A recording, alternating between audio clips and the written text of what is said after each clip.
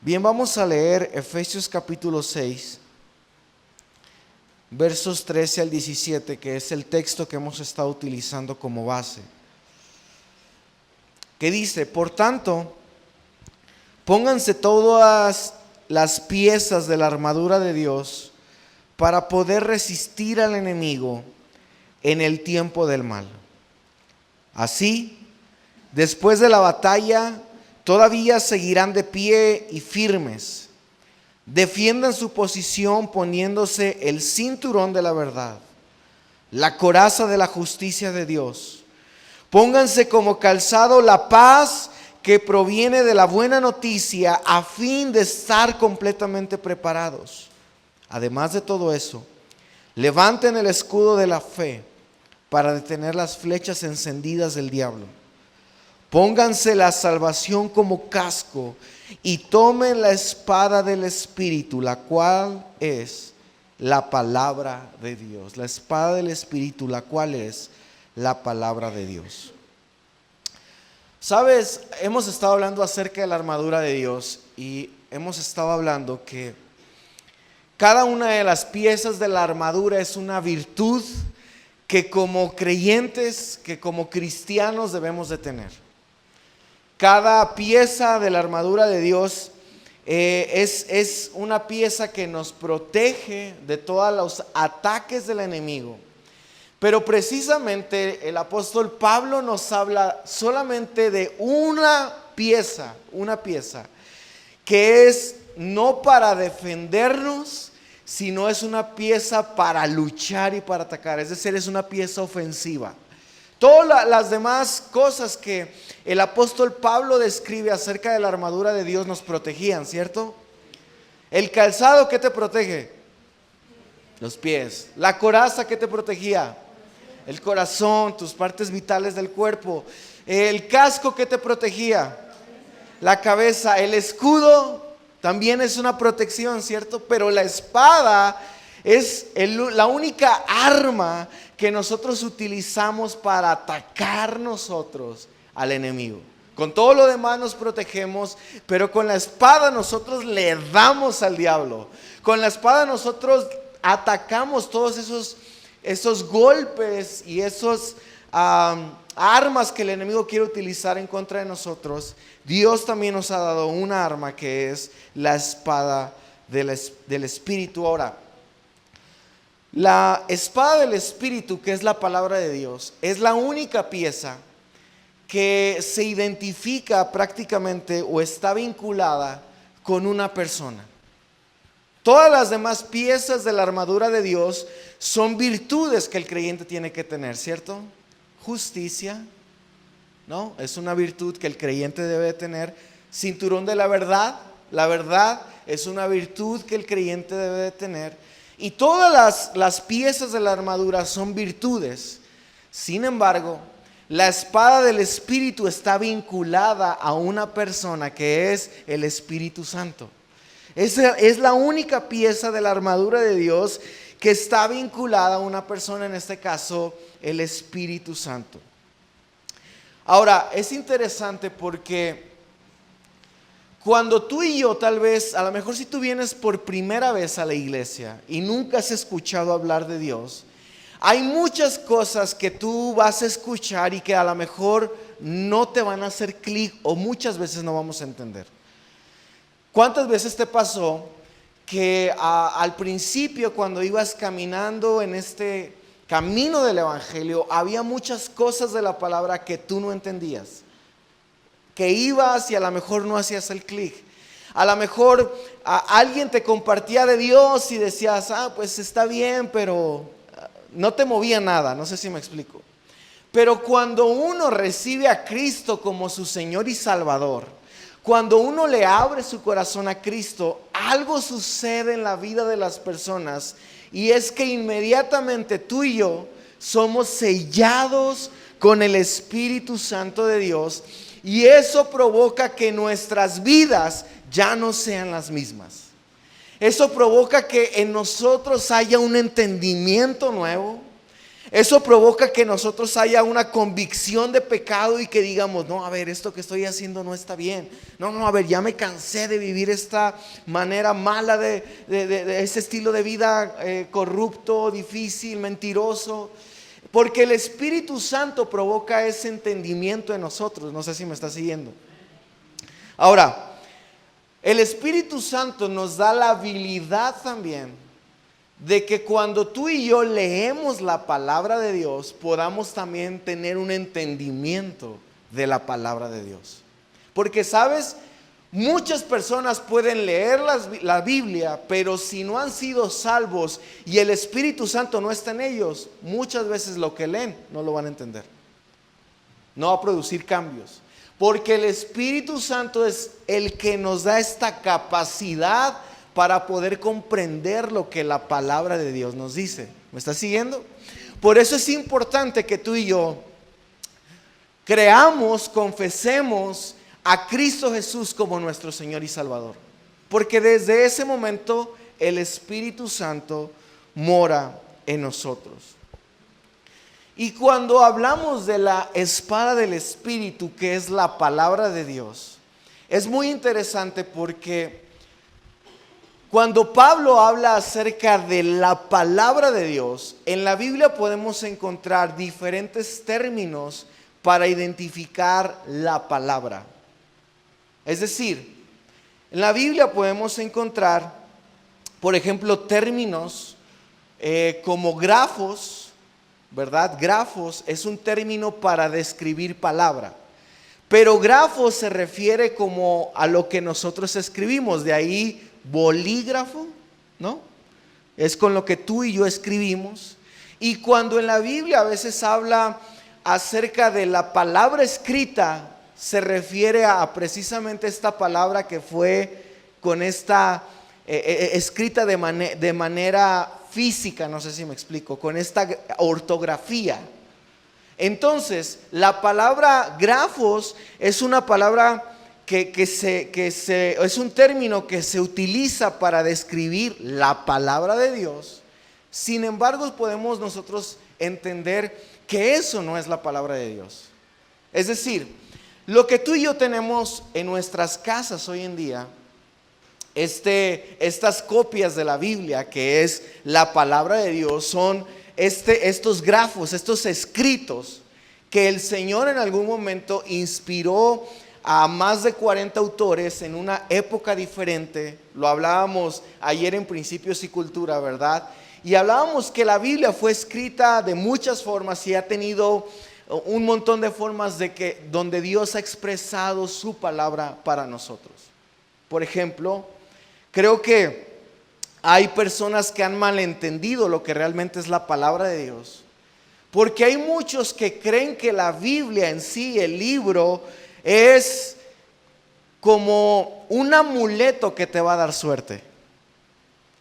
Por ejemplo, hay gente que lleva su Biblia en el coche porque dice, ay, así para no chocar, que me guarde de todo choque.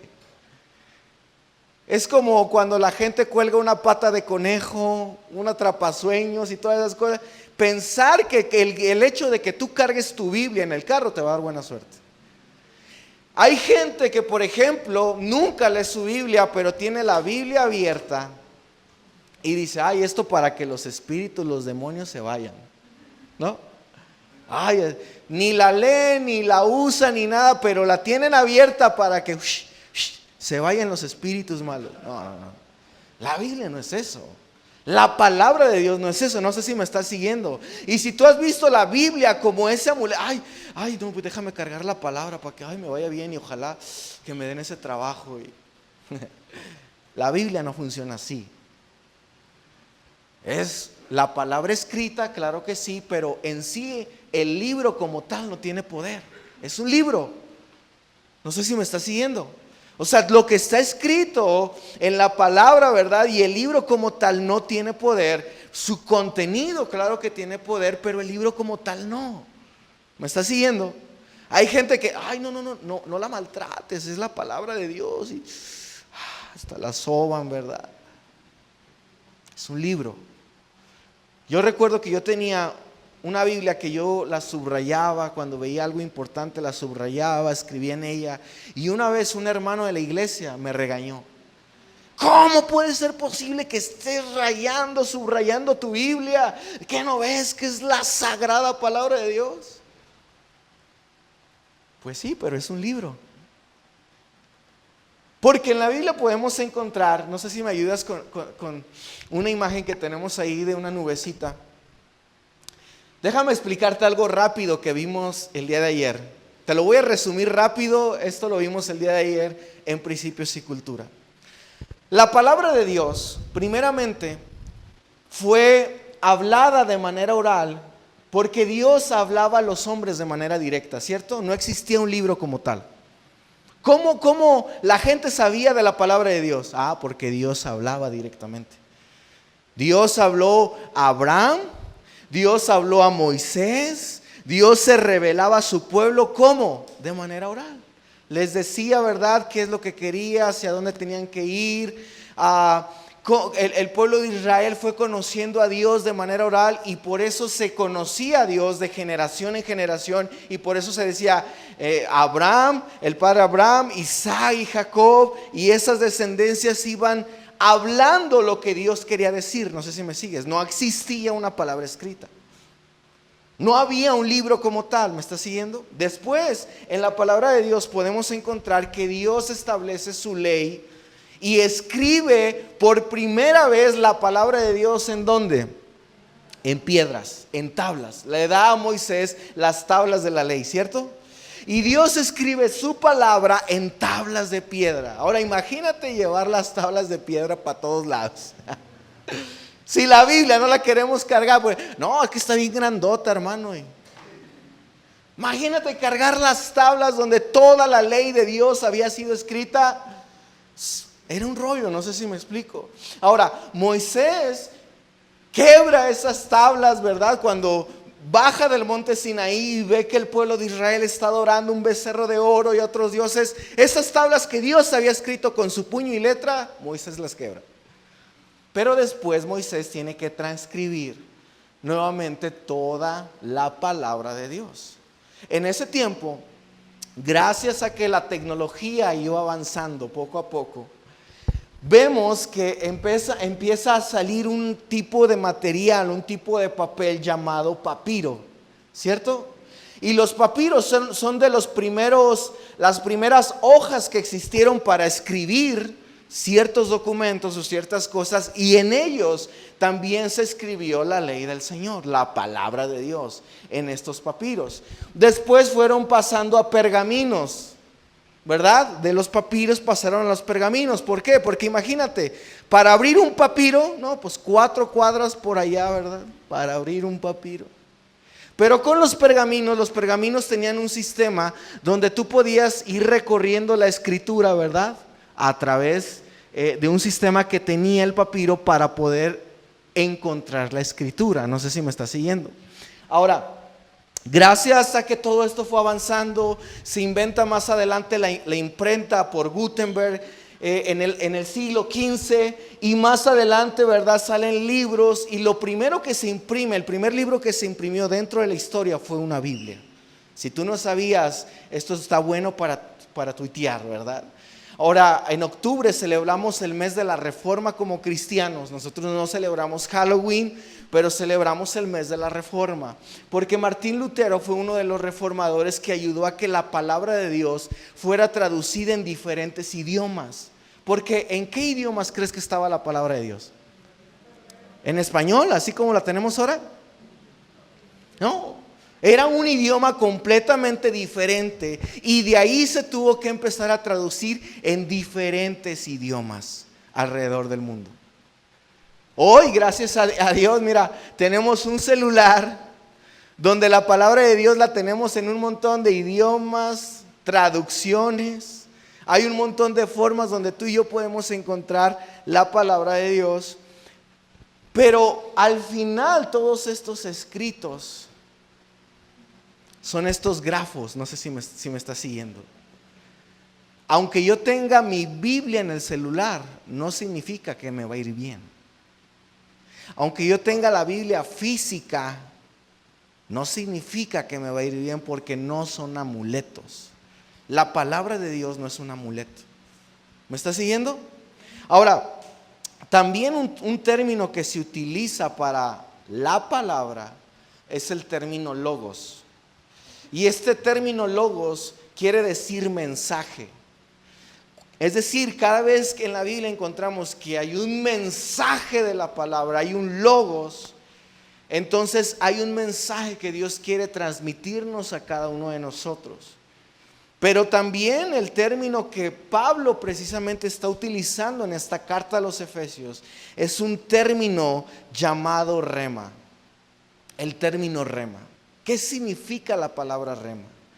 Significa también palabra, claro, pero la palabra rema es específica y aplicada a una situación puntual. ¿Qué quieres decir, pastor? A ver, me estás haciendo bolas. Ya veo muchos aquí, ¿verdad? Que a lo mejor... Espérame un poco. Cuando Jesús fue tentado en el desierto, yo no sé si tú recuerdas que Jesús al principio de su ministerio, cuando Él empieza su ministerio, Él es llevado al desierto. ¿Recuerdas esa historia? Si no, ahí está en la Biblia, te lo prometo. Jesús va al desierto y es tentado por el diablo. Ahora, mientras es tentado por el diablo, Jesús había pasado ya 40 días y 40 noches, ¿verdad? Sin comer, ayunando, solamente orando, ayunando y buscando de la presencia de Dios. Ahora, Jesús también era hombre y claro que él sentía hambre. Entonces, Satanás llega con Jesús, ¿verdad? Y le empieza a decir, a ver, pues si tú realmente eres el Hijo de Dios, ¿por qué no le pides a estas piedras que se transformen en pan? Les dice. Ahora Jesús le cita la palabra de Dios, ¿verdad? Una palabra en Deuteronomio 8 donde le dice, mira, no solo de pan vive el hombre, sino de toda palabra que sale de la boca de Dios. Es decir, Jesús utilizó una palabra rema, quiere decir una palabra puntual a la necesidad que Jesús tenía. ¿Por qué? Porque Jesús, ¿por qué no le dijo? Génesis 1:1 dice, en el principio creó Dios los cielos y la tierra. ¿Qué sentido iba a tener si Satanás le estaba diciendo, ¿por qué no conviertes estas piedras en pan? No sé si me explico. No usó un versículo que nada que ver, sino usó un versículo que tenía que aplicarse a su necesidad. ¿Me está siguiendo? Cuando hablamos de una palabra rema, hablamos de una palabra que es aplicada a la necesidad particular que tú y yo tenemos. Es esa palabra que dices, ay, cómo necesitaba esta palabra. Cómo necesitaba escuchar esto. Porque esta palabra rema es específica y puntual a mi necesidad. Ahora es interesante porque cuando Jesús está pasando este proceso de tentación y Satanás lo está tentando, él entiende el contexto de Deuteronomio 8. Es decir, cuando en Deuteronomio 8 también habla que no solo de pan vive el hombre, sino de toda palabra que sale de la boca de Dios. Deuteronomio 8 habla que el pueblo de Israel estaba pasando por un desierto, igual que Jesús, ¿cierto? Él fue llevado al desierto, el pueblo de Israel estaba en un desierto. Podemos ver que en Deuteronomio 8 nos habla de un proceso que el pueblo de Israel estaba pasando y donde Dios los estaba pasando por un proceso. Vemos que Jesús también está pasando por un proceso, ¿cierto? Vemos también que Israel se quejaba porque tenía hambre y se quejaba en contra de Dios en Deuteronomio 8 y le decía, ¿por qué estamos aquí padeciendo? Estábamos mejor allá en Egipto, y empiezan a quejarse. Bueno, el hambre que sentía el pueblo de Israel, Jesús también lo sentía. Él también sintió hambre.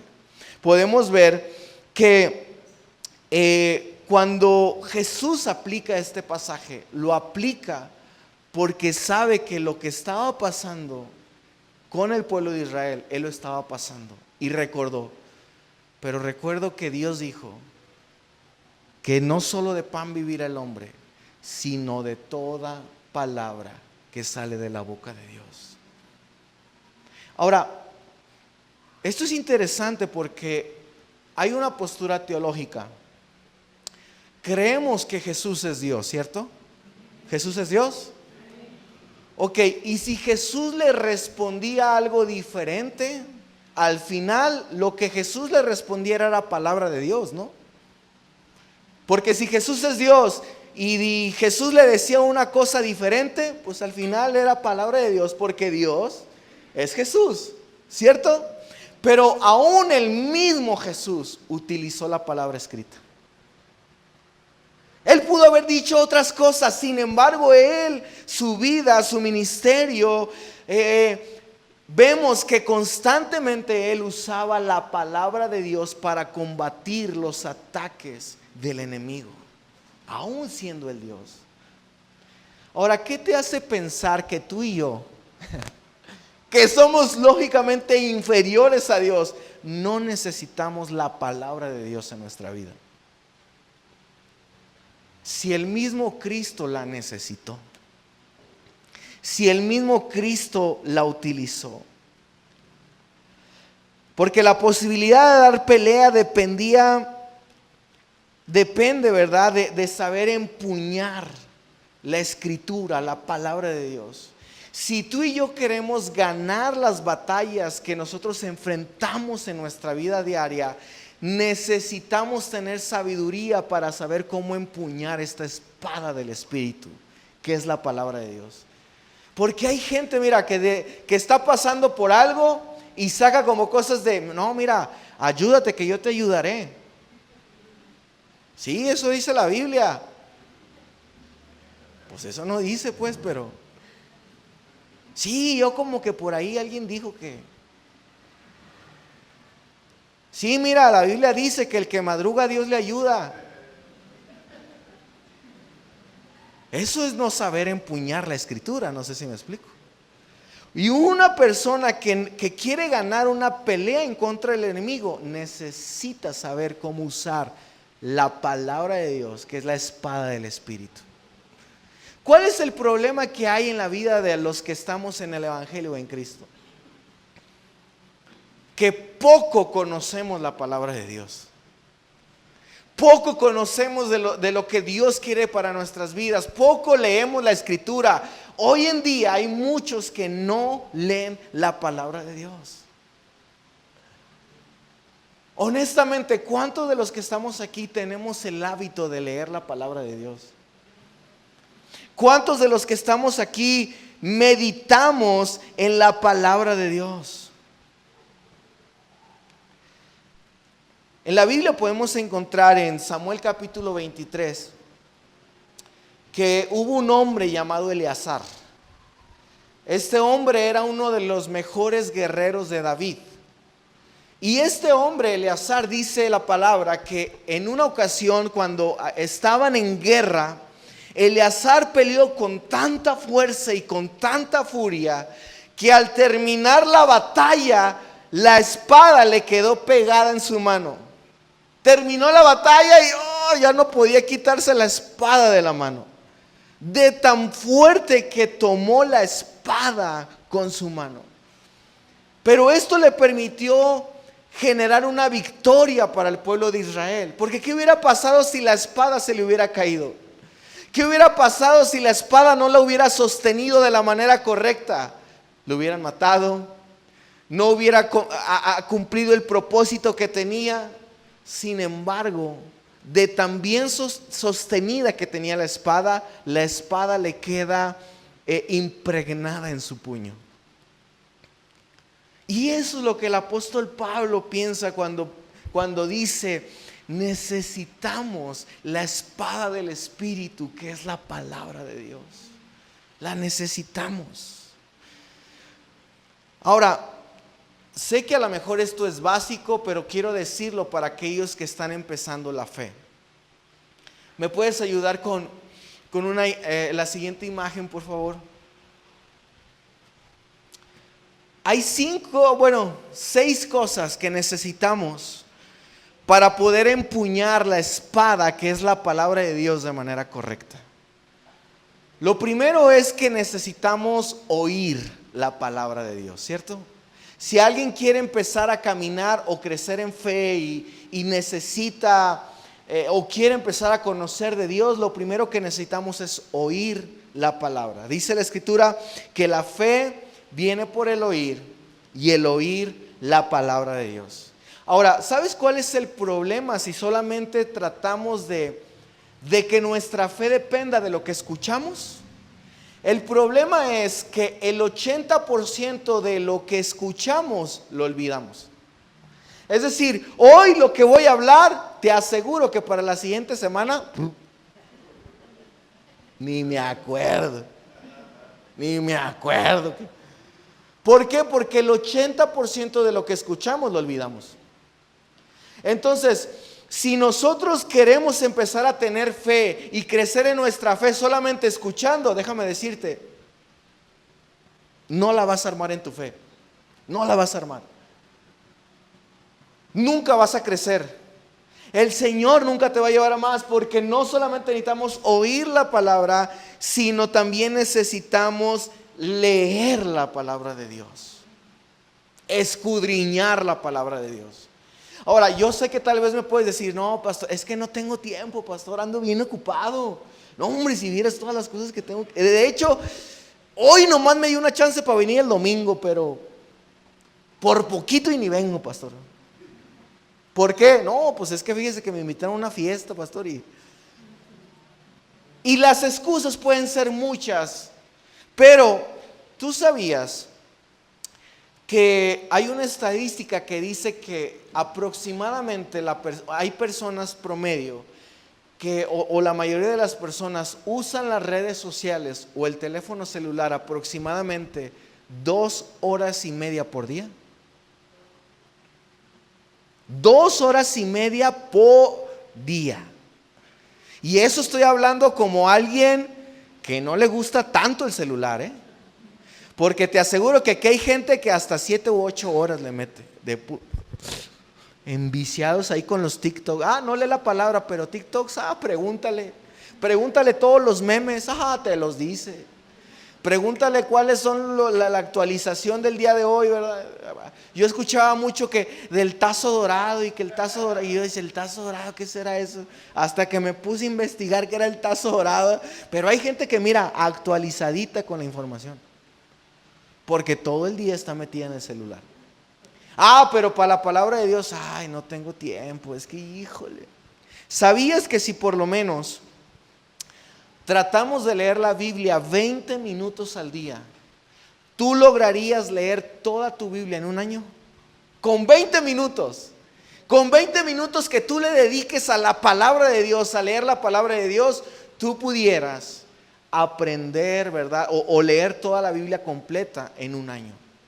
Ahora, no solamente necesitamos leer la palabra, sino también necesitamos estudiar la palabra de Dios. Mira, quiero ponerte un ejemplo, no sé si me puedes ayudar, Noé. Ven.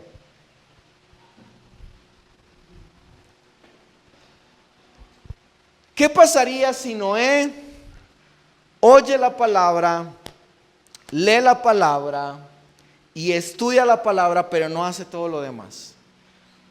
Te voy a pedir, Noé, que intentes levantar el púlpito solamente con 3 dedos. Intenta levantarlo con 3 dedos.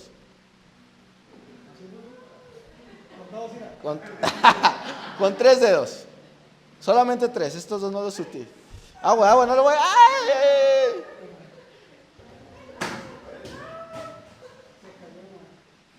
Bueno, por ahí vi que utilizaste 4, ¿verdad? Era 3, así era 3, así. Okay. Son 3. Ya. 3. Pero sin recargarte, nomás así. No puedo. No se pudiera, ¿verdad? ¿Por qué? Porque no tenemos la fuerza, la empuñadura para agarrar las cosas de manera correcta. Listo, Noé, muchas gracias. Ahora, no solamente se trata de oír la palabra, leer la palabra, sino estudiar la palabra. ¿Cómo estudiamos la palabra? Bueno, aquí en la iglesia tenemos diferentes grupos donde podemos estudiar la palabra. Hay grupos en casa, los grupos conexión, tenemos alfa, tenemos principios y cultura, tenemos otras actividades extras donde podemos nosotros aprender de la palabra de Dios. Esto nos lleva a un estudio para crecer en la palabra del Señor. Pero, ¿qué pasa si tú eres de los que no asiste a ningún grupo? De los que dices, está alfa, luego. Es que a mí no se me pega nada, pastor. No, es que a mí, mire, yo trato y la verdad se me olvida, porque también lo siguiente de estudiar es meditar en la palabra. ¿Qué entendemos con meditar en la palabra? No me refiero a que vas a estar... Eso no es meditar en la palabra. Meditar en la palabra, mira, lo voy a poner así. Si tú sabes pensar, sabes meditar. Es decir, cuando tú tienes, por ejemplo, problemas, a veces estás pensando en los problemas. ¿Y cómo le voy a hacer? Y ay, esto, ay, el otro, ay, ya me dijo. Y tal vez estás piense y piense. Eso es meditar. Pero para nosotros meditar en la palabra necesitamos haberla leído, haberla estudiado, para que haya versículos que nosotros podamos meditar en ellos. ¿Me está siguiendo?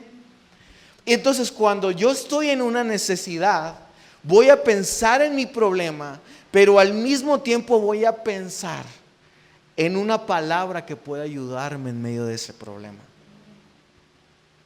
¿Me está siguiendo? Entonces, no solamente se trata de oír, leer, meditar, sino también memorizar la palabra de Dios. Memorizar la palabra. Mira, hay gente que yo sé que me ha dicho, pastor, es que a mí de veras no se me pega nada. Cabeza de teflón, lo que se me viene se me resbala. Pero mira, yo he conocido gente que digo, pero ¿cómo otras cosas sí se les pegan? Por ejemplo, hay gente, que te cuenta la novela de pi a pa. Se sabe todos los nombres de todos los personajes. Y dices, ¿y cómo eso sí te lo aprendes? Personas que se aprenden recetas de cocina, mira, de memoria, ¿no? Y échale, te faltó esto y el otro. De memoria se saben las recetas. Pero para la palabra no. Parece incongruente, ¿no? Como para unas cosas así. Mira, a la gente que le gusta el fútbol, se sabe todos los equipos, se sabe los nombres de los jugadores. Pero pregúntale un versículo. No, pastor, eso no se me pega. Qué raro, ¿no? Porque creo yo que tenemos la capacidad para memorizar la palabra de Dios. Pero el problema es que si no memorizamos tampoco la palabra de Dios, nunca vamos a estar completos. Por eso, aparte de todo esto de oír, leer, estudiar, memorizar, hay algo súper clave en todo esto, que es aplicar la palabra de Dios.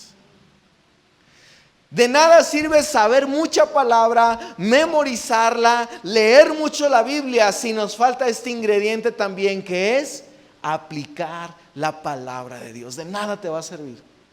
De nada te va a servir estar horas allí leyendo la Biblia si tú no dices, ¿cómo aplico la palabra de Dios a mi vida? Pero teniendo todo esto, va a provocar que nuestra mano pueda empuñar de manera correcta la palabra de Dios. ¿Me estás siguiendo?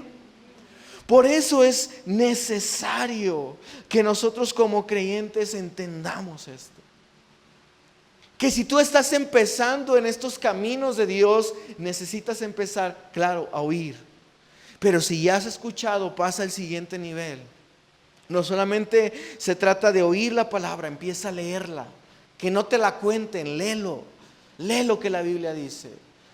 Si tú ya pasaste este nivel, ahora trata de estudiar la palabra, ve a cursos, aprende, que te puedan enseñar y para que puedas empezar a crecer en tu fe. Si ya has empezado tú a estudiar la palabra de Dios, empieza también a meditar en ella. Cuando estés en un problema, trata de meditar en estos versículos que tú leíste. Trata de memorizarlos. Trata precisamente de aplicarlos en tu día a día. Porque de esa manera es como usamos la espada del Espíritu de manera correcta. Ahora, también es importante entender que la palabra de Dios en sí misma es poderosa. Hebreos capítulo 4, verso 12 dice: pues la palabra de Dios es viva y poderosa, y es más cortante que cualquier espada de dos filos.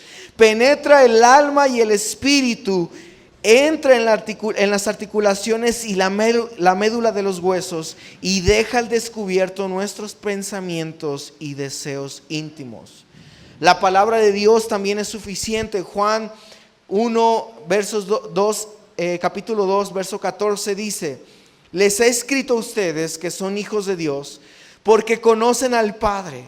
Les he escrito a ustedes los que son maduros en la fe, porque conocen a Cristo que existe desde el principio. Les he escrito a ustedes los que son jóvenes de la fe, porque son fuertes y la palabra de Dios vive en sus corazones y han ganado la batalla contra el maligno. ¿Cómo ganamos la batalla en contra del maligno? Cuando la palabra de Dios está en nuestros corazones. Así ganamos nosotros la batalla. Jesús no utilizó ninguna otra arma que nosotros no tengamos para vencer a Satanás. Es decir, Jesús no utilizó una cosa diferente que hoy en día tú y yo no tengamos como creyentes. Todo lo que Jesús utilizó para tener victoria, tú y yo lo tenemos como creyentes. Él nos lo entregó por amor. Podemos ver que el mismo Jesús utilizó la palabra de Dios para vencer al diablo. Y si Él utilizó la palabra de Dios para vencer al diablo, ¿cuánto más nosotros no necesitamos la palabra de Dios para vencer al diablo? ¿Quieres vencer al diablo? Necesitas la palabra de Dios. Sin la palabra de Dios, mira, lo único que vas a hacer es que te vas a proteger. Pero la palabra es lo único con el que podemos nosotros atacar al enemigo. ¿Me estás siguiendo?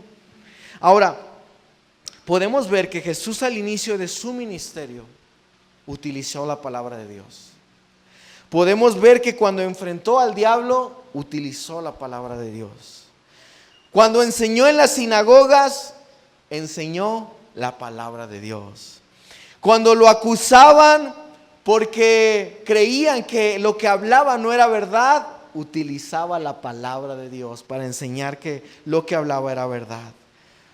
Cuando murió en la cruz del Calvario, citó la palabra de Dios. Cuando resucitó Jesús, utilizó la palabra de Dios. Constantemente podemos ver que Jesús, por lo menos él utilizó o mencionó 66 veces lo que es el Antiguo Testamento, el Pentateuco. Utilizó 40 veces o citó Jesús 40 veces a los profetas. Citó 30 veces los salmos, 22 veces el libro de Daniel, 24 libros del Antiguo Testamento, una y otra vez lo citaba Jesús. Es decir, todo su ministerio se basaba en la palabra de Dios, porque la palabra es lo único que tú y yo tenemos para derrotar a Satanás. Si nosotros no tenemos la palabra de Dios, las batallas que vengan a nuestra vida no las vamos a poder vencer. Sin la palabra de Dios no se puede. Necesitamos la palabra de Dios viva en nuestras vidas. Yo les decía el día de ayer que cuando hablamos acerca de la palabra de Dios, mira,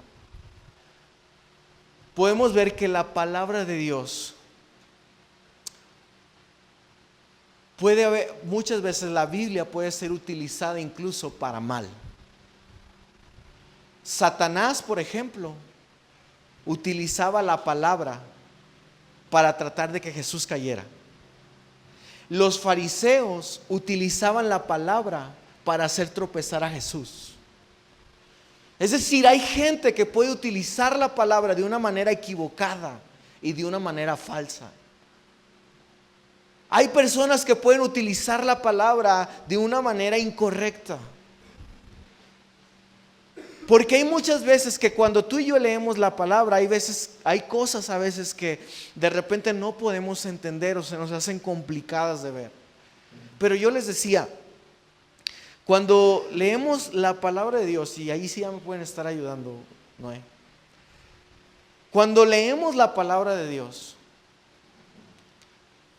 lo que sucede es que hay ciertas cosas en la Biblia que muchas veces no entendemos, ¿cierto? Por ejemplo, cuando leemos en el segundo libro de Samuel, que el pueblo de Israel, ¿verdad?, recibe una orden aparentemente de Dios y les dice: vayan y maten a todos los que están en este pueblo, incluyendo los niños, y hacen matanza de niños, de adultos, de todas las personas. Cuando uno lo lee dice: ¡ay, qué Dios tan terrible!, ¿no? Qué Dios tan feo, qué Dios tan malo, qué Dios tan perverso, ¿cómo ordenó eso? Y tal vez tratamos de justificar ciertos pasajes. No, mira, es que pues en ese tiempo, como la maldad era mucha, pues Dios tenía ahí que frenarla y utilizaba el asesinato como medio para que pudieran ellos avanzar como pueblo. Y tratamos de aventarnos unos rollos. Pero la verdad es que Jesús, nos dice la Escritura, que es el mismo de ayer, de hoy y por los siglos. Y si Jesús es Dios, Juan en su carta, en su evangelio, él dice: nadie ha conocido al Dios si no ha visto a Cristo, ¿verdad? ¿Quieres conocer al Padre? Ve a Jesús. ¿Quieres ver realmente cómo es Dios? Ve a Cristo Jesús.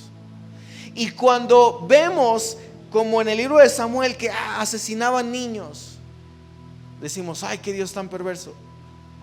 Pero Jesús decía: dejad que los niños vengan a mí, porque de tales es el reino de los cielos. Cuando vemos que había personas que querían matar a alguien, Jesús les decía: bueno, si quieren asesinar a esta mujer que sorprendieron en adulterio, el que esté libre de pecado, que aviente la primera piedra. Y vemos que Jesús constantemente no condenaba, no asesinaba. El corazón de Dios no era ese. No sé si me está siguiendo.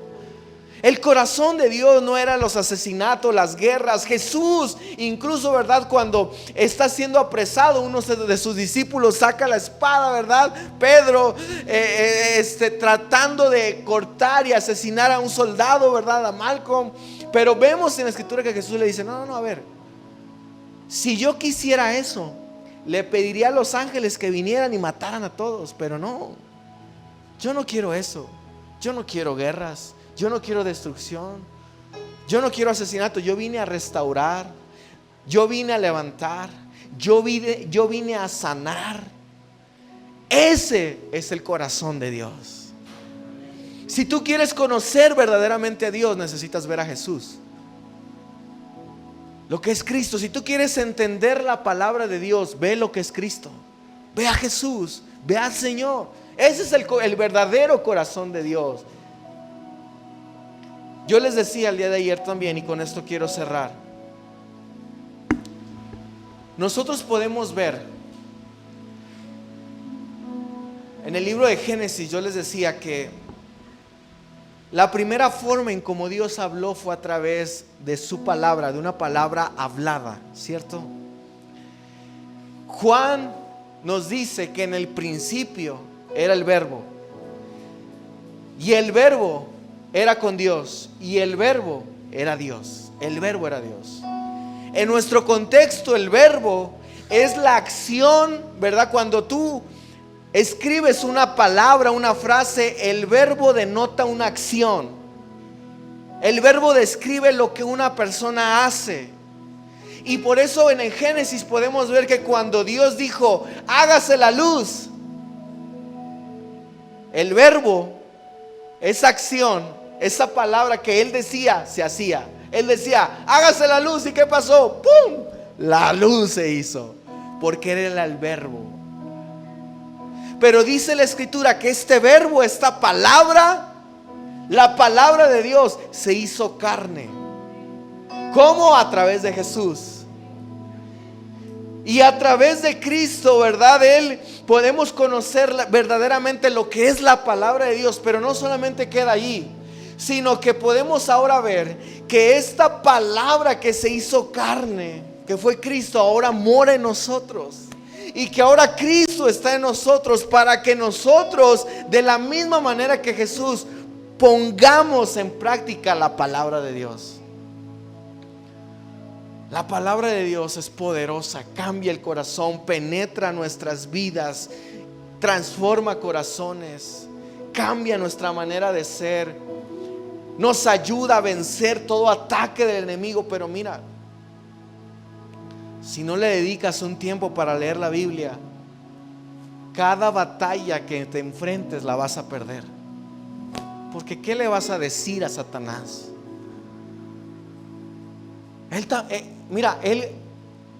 Lamentablemente el diablo conoce más la Biblia que muchos creyentes. Él sabe más, mira, la domina más que a veces que tú y que yo. Por eso hoy quiero animarte en tu corazón, para que hoy tú puedas vestirte de la palabra de Dios, que es lo que nos va a dar la victoria. ¿Sabes qué nos promete la palabra de Dios también? Que en un futuro, cuando tú y yo lleguemos a la presencia del Señor y estemos allí en su gloria con Él, Él ha prometido quitarnos de toda armadura y ahora vestirnos de ropas blancas, nuevas. Cuando lleguemos allá vamos a decir: oye Señor, y mi escudo y mi espada. Te va a decir: no, ya no lo necesitas. Ya, porque ya no te vas a enfrentar ninguna batalla, ya has vencido. Ahora ya has vencido la batalla y ahora te toca una corona. Ahora has vencido, ya no vas a pelear más, ya no hay por más que pelear, ya suelta esa espada, ya. Ahora nos va a vestir de una nueva ropa. Pero mientras estemos aquí en la tierra, necesitamos vestirnos de la armadura de Dios. Él ha prometido cosas gloriosas, pero siempre y cuando aquí nos vistamos de la armadura de Dios. Porque hoy no te pones de pie conmigo y adoramos a Dios. ¿Te parece?